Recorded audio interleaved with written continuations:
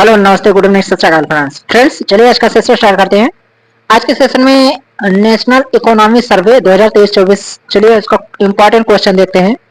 ये सभी एग्जाम के लिए बहुत इंपॉर्टेंट है, खास करके BPSC, UPSC, UPPSCS and all exam state PCS के लिए। तो चैनल पर पहली बार आए, चैनल को जरूर सब्सक्राइब करें, वीडियो को ज्यादा से ज्यादा शेयर कर दिया करें। फ्रेंड्स, बिहार इकोनॉमी सर्वे और बजट की वीडियो अपलोड हो चुकी है, डिस्क्रिप्शन बॉक्स में लिंक दे दूंगा, जाकर उसको जरूर देखिएगा। चलिए क्वेश्चन देखते हैं। भारत का आर्थिक सर्वेक्षण रिपोर्ट 2023-24 वित्त मंत्री द्वारा संसद में कब पेश किया गया था?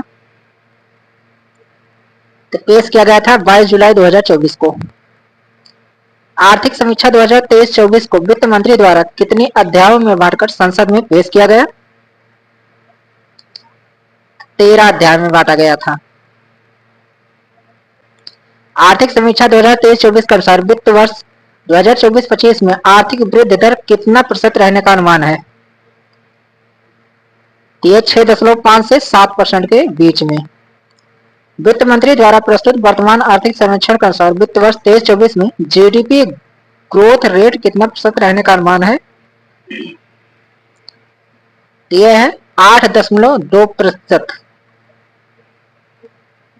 आर्थिक समीक्षा 2023-24 के अनुसार कोविड-19 के बाद वास्तविक जीडीपी में वित्त वर्ष 2020 की तुलना में वित्त वर्ष 2024 में कितने प्रतिशत अधिक थी?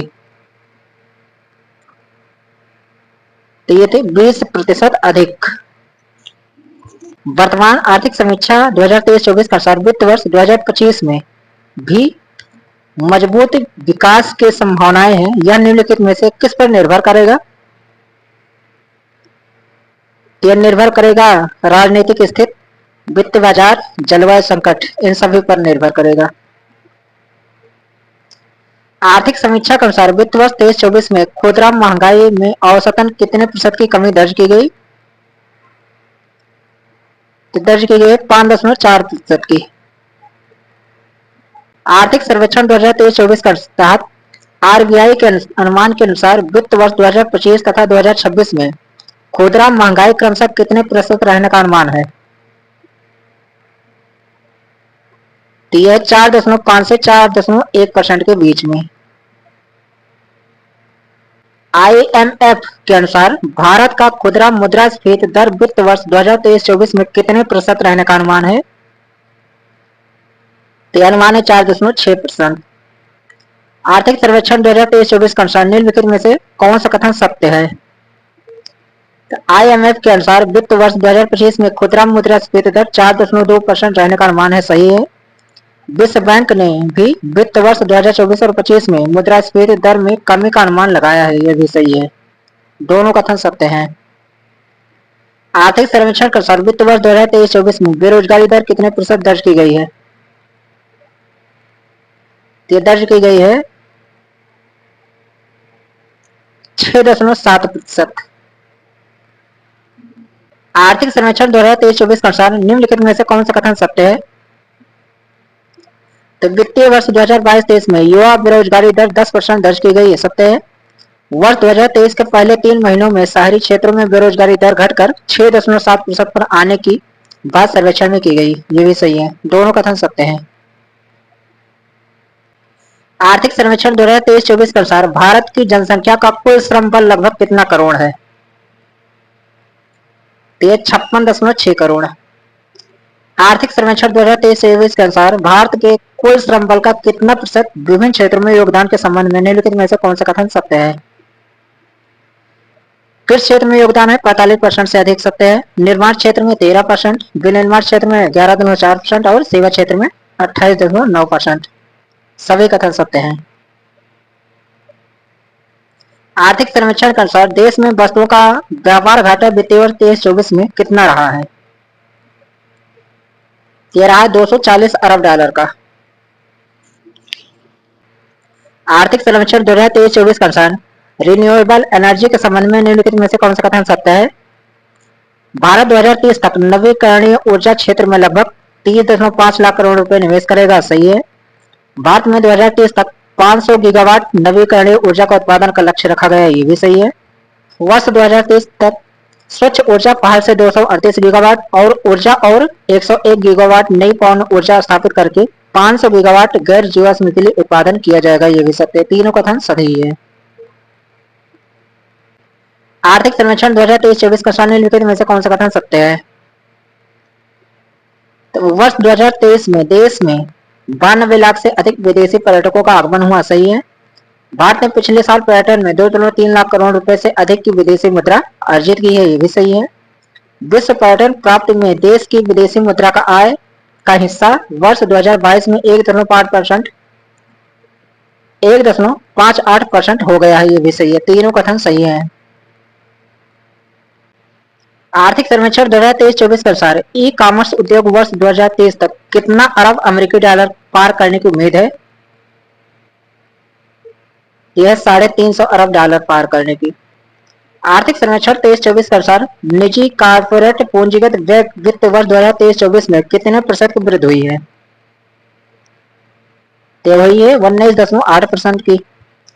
आर्थिक सर्वेक्षण 2023-24 के अनुसार केंद्र और राज्यों के पूंजीगत व्यय वित्त वर्ष 23-24 में कितने प्रतिशत की वृद्धि हुई है? तो वही है 22.9% की।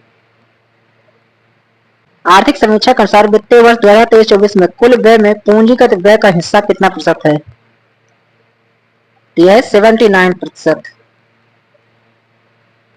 आर्थिक समीक्षा के अनुसार वित्तीय वर्ष 2023-24 में कुल व्यय में राजस्व व्यय का हिस्सा कितना प्रतिशत है? 21%। आर्थिक सर्वेक्षण 2023-24 के अनुसार भारत कैसी अर्थव्यवस्था वाला देश है? यह है भारत एक उच्च विकास और निम्न मुद्रास्फीति वाली अर्थव्यवस्था है। आर्थिक सर्वेक्षण 2023-24 के अनुसार विश्व सेवा निर्यात में भारत का सेवा निर्यात का हिस्सा कितना प्रतिशत है? 4.3%। आर्थिक सर्वेक्षण 2023-24 के अनुसार विश्व के दूरसंचार कंप्यूटर और सूचना सेवा निर्यात में भारत का स्थान कितना है? तो दूसरा स्थान है भारत का। आर्थिक सर्वेक्षण 2023-24 के अनुसार चाइना प्लस वन स्ट्रेटजी से भारत को कैसे लाभ हो सकता है? तो चीन से प्रत्यक्ष विदेशी निवेश को बढ़ावा देकर, सत्य है। चीन से आयात बढ़ाकर, गलत है। पहला सही है, दूसरा गलत है। आर्थिक सर्वेक्षण 2023-24 के अनुसार ऊर्जा दक्षता में सुधार हेतु उठाए गए कदम हैं। तो पर्यावरण के लिए जीवन शैली मिशन, ये भी है। प्रदर्शन उपलब्धि और व्यापार, ये भी है। ऊर्जा संरक्षण भवन संहिता, ये भी है। शून्य लेबलिंग कार्यक्रम, ये भी है। सभी कथन सत्य हैं।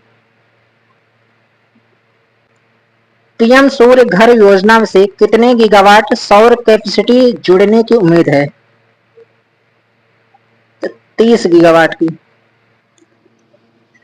आर्थिक सर्वेक्षण 2023-24 के अनुसार पीएम सूर्य घर योजना के संबंध में निम्न में से कौन सा कथन सत्य है? तो इसके तहत 1 करोड़ परिवारों को हर महीने 300 यूनिट तक मुफ्त बिजली उपलब्ध कराना है, ये सत्य है। इस योजना से लगभग 17 लाख रोजगार सृजित होगा, ये सत्य है।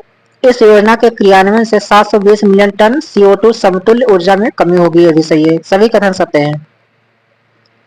आर्थिक सर्वेक्षण 2023-24 के अनुसार मत्स्य पालन क्षेत्र में 2014-15 और 22-23 के बीच स्थिर मूल्य पर कितने प्रतिशत की चक्रवृद्धि वार्षिक दर से बढ़ा है? ये बढ़ा 8.9% के। आर्थिक सर्वेक्षण 2023-24 के अनुसार देश में हर साल कितने लाख लोगों को रोजगार देने की जरूरत है? तो 78.5 लाख। आर्थिक सर्वेक्षण 2023-24 के अनुसार वित्त वर्ष 24 के अंत तक कृत्रिम बुद्धिमत्ता, इंटरनेट ऑफ थिंग्स, रोबोटिक्स और नैनो टेक्नोलॉजी में कितने DPIIT मान्यता प्राप्त स्टार्टअप होंगे?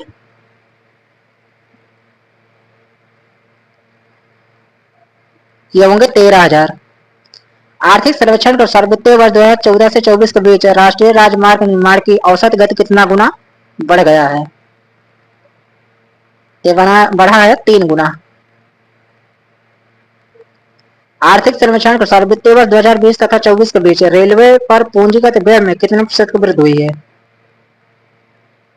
77% की वृद्धि हुई है। वित्तीय वर्ष 2024 में कितने हवाई अड्डों पर नए टर्मिनल भवन बनाए जाने की बात आर्थिक सर्वेक्षण 23-24 में की गई है? एक तो 21 टर्मिनल भवन बनाए जाने की बात कही गई है। आर्थिक सर्वेक्षण 2023-24 के अनुसार भारत वर्ष 2024 तक गैर जीवाश्म ईंधन आधारित ऊर्जा स्रोतों से कितने प्रतिशत संचयी बिजली स्थापित क्षमता प्राप्त करने का लक्ष्य रखा है? यह रखा है 50%। आर्थिक सर्वेक्षण 2023-24 के अनुसार मार्च 2024 के अंत तक कितना गीगावाट अक्षय ऊर्जा स्थापित की जाएगा? किया जाएगा 190.57 गीगावाट। आर्थिक सर्वेक्षण 23-24 के अनुसार उजाला योजना के कारण वार्षिक ऊर्जा बचत कितना किलोवाट हुई? तो हुई है 48.42 मिलियन किलोवाट। आर्थिक सर्वेक्षण 23-24 के अनुसार प्रसाद योजना के तहत कितने नए तीर्थ और विरासत स्थलों की पहचान की गई है? तो 29। आर्थिक सर्वेक्षण 2023-24 के अनुसार स्वदेशी दर्शन 2.0 के तहत कितना करोड़ रुपए का परिव्यय किया जाएगा? 3800 करोड़ का। आर्थिक सर्वेक्षण 2023-24 के अनुसार त्वरित सिंचाई लाभ कार्यक्रम 2016 से 24 के दौरान कितना हेक्टेयर अतिरिक्त सिंचाई क्षेत्र का सृजन किया गया? 25.80 लाख हेक्टेयर का। आर्थिक सर्वेक्षण 2023-24 के अनुसार निम्नलिखित में से कौन सा कथन सत्य है? भारत के पास 55 सक्रिय अंतरिक्ष पर संपत्तियां हैं, सत्य है। 2.11 लाख ग्राम पंचायतों को OFC से जोड़ा जाएगा, ये विषय, ये दोनों कथन सत्य है। आर्थिक सर्वेक्षण 23-24 के अनुसार व्यापक भारत AI मिशन के लिए कितना करोड़ रुपए स्वीकृत है? तो यह है 10,300 करोड़ रुपए स्वीकृत है। आर्थिक सर्वेक्षण 23-24 के अनुसार वित्तीय वर्ष 2024 में राजकोषीय घाटा सकल घरेलू उत्पाद का कितना प्रतिशत है? यह 5.6%। आर्थिक सर्वेक्षण 23-24 के अनुसार वित्त वर्ष 2024 में राजस्व घाटा सकल घरेलू उत्पाद का कितना प्रतिशत है? तो 2.6%। आर्थिक सर्वेक्षण 2023-24 के अनुसार वित्त वर्ष 2024 में प्राथमिक घाटा सकल घरेलू उत्पाद का कितना प्रतिशत है? प्राथमिक घाटा है 2.0%।